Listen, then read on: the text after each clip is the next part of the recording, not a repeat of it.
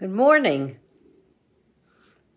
I'm recording again, as usual, on a Friday, and we've just learned the news that Donald Trump and his wife have tested positive for COVID-19. He tests himself every single day, and anyone who comes in his presence is also tested. This he does regularly, while he's telling the American people not to worry, the virus is going away, and they don't have to wear a mask or social distance, nor are rapid tests available to all of us in America, just like they are to Donald Trump and his family and anyone who visits him. And he does maintain that anyone else who's in contact with him must wear a mask. Why in the world would he then be the single most purveyor of misinformation on COVID-19?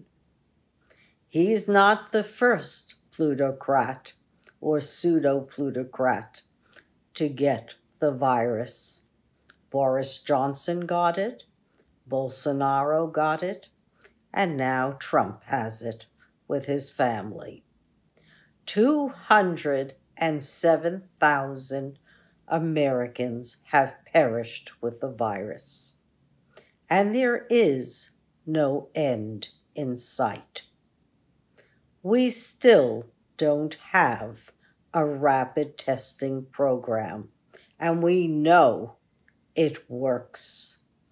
All of the major universities that are testing their kids on a regular basis are able to curtail and crush the outbreaks. It's what works. It's what I said last week. Testing, testing, testing, like in real estate, location, location, location. It's the only way we're going to beat this virus is to self-isolate once you're positive and let the rest of us be free to carry out our lives, whether it's working, whether it's in retirement, whether it's traveling to school. It's the only way that we will get back to an economy that works for everyone.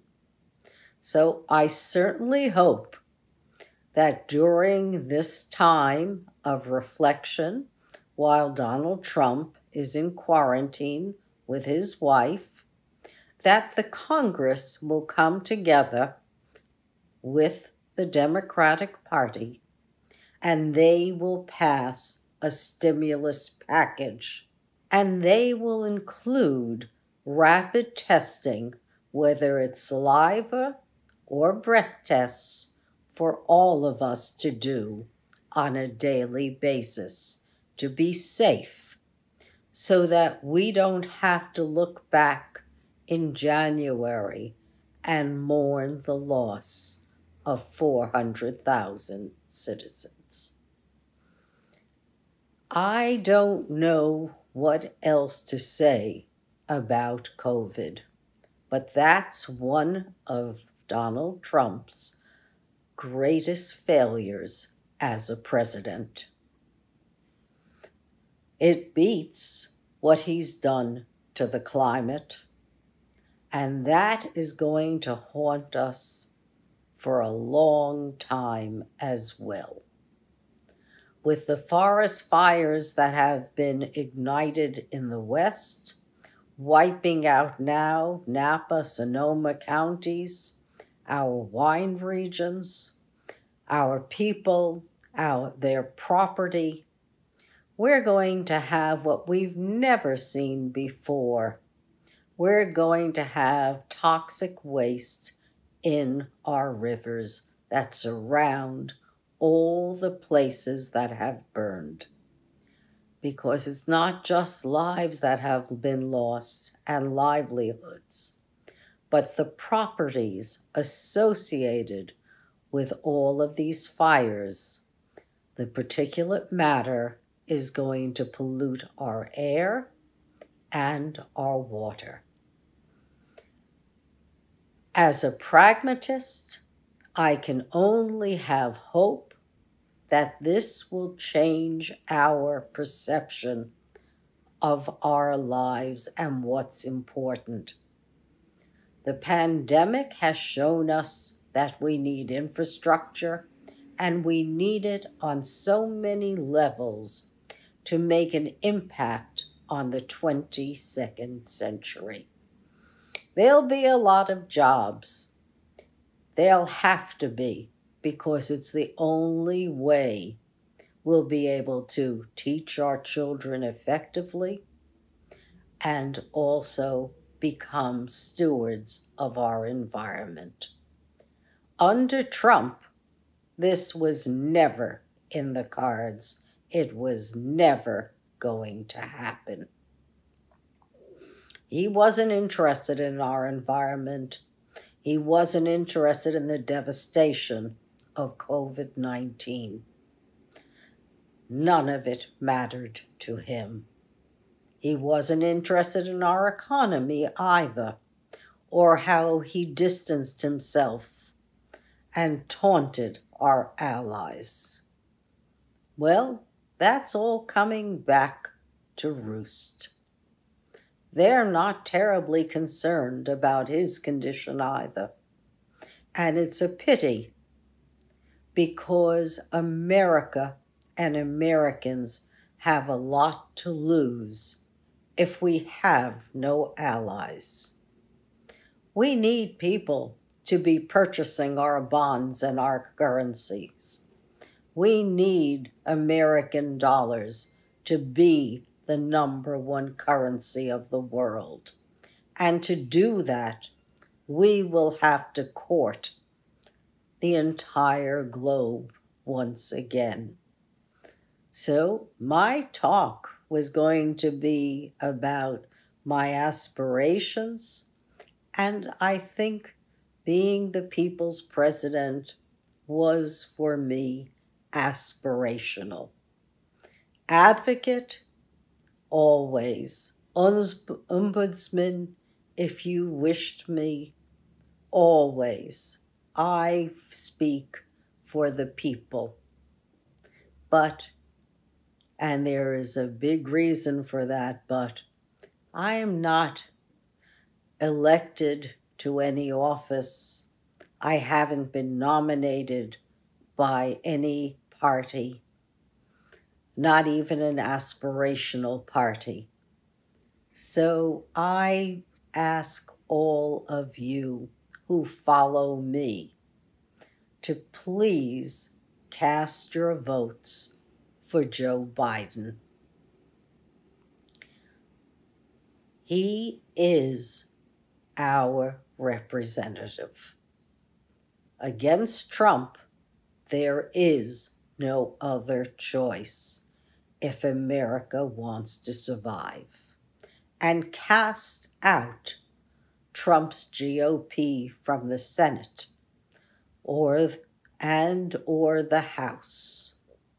They don't represent the decent conservatives who are out there, people who I'm proud to call my friends, because I know that they care about people as much as I do. William Seward, under Abraham Lincoln, said many years ago about our nation, there is enough virtue in Americans to save the day. To paraphrase him, it may be at the 11th hour, but there's enough virtue in all of us to do what's right. I asked several years ago when Macron was running against Marine Le Pen, who was also funded by Putin. There was no choice for the French people at all. In a contest between the far right and a man who is in the center,